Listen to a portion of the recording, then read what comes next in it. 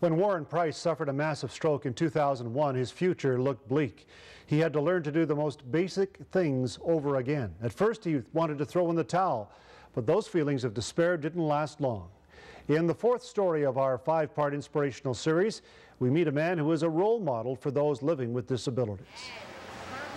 For Warren Pryce, nothing is more important than keeping fit. The 44-year-old Kamloops man spends 6 days a week working out. To be clean is good for your body.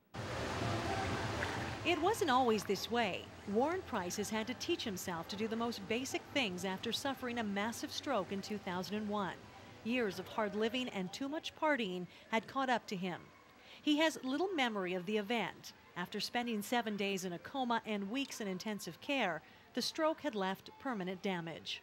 When I woke up in the hospital, when I heard my voice in occupational therapy, and I couldn't believe it. Warren admits he spent a period of time where he was angry at what had happened to him. But one day he came to a realization. I got over it really quick. Why?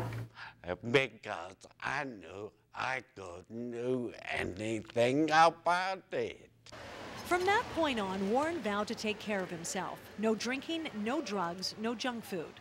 With the help of his wheelchair, he now lives independently, refusing to let it slow him down. Now swimming, weightlifting, and Tai Chi have become an integral part of his life. Warren first came to the North Shore Community Center 5 years ago. Janet Strauss says she's seen a dramatic change in him. Absolutely amazing. And when he first came, he couldn't talk very much. His speech wasn't very good. And since being in our class, it's improved 100% because everyone talks to him and we all, so it's great. Warren has hope that he will eventually walk again, but realizes it could be a long shot. Still, he says despite his limitations, his life is better now than it was before the stroke. Because I wasn't living a good life before, now I am. Hello, how are you? If I was any better, I couldn't stand it. Really? That's good. Those who have seen the hard work Warren has put in believe he is an inspiration to others who may feel like giving up.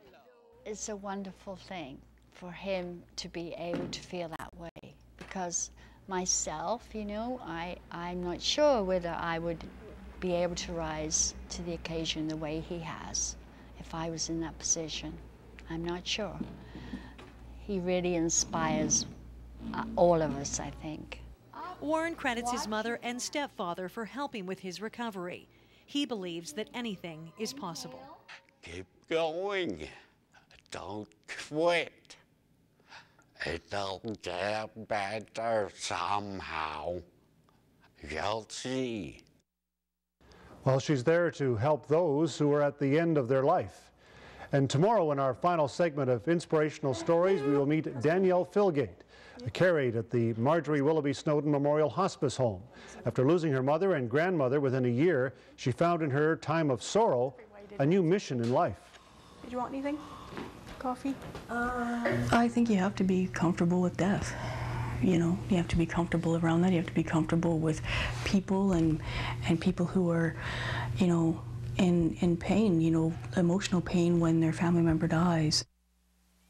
And again, we'll continue our inspirational stories tomorrow as we bring you that story of Danielle Philgate in our final segment.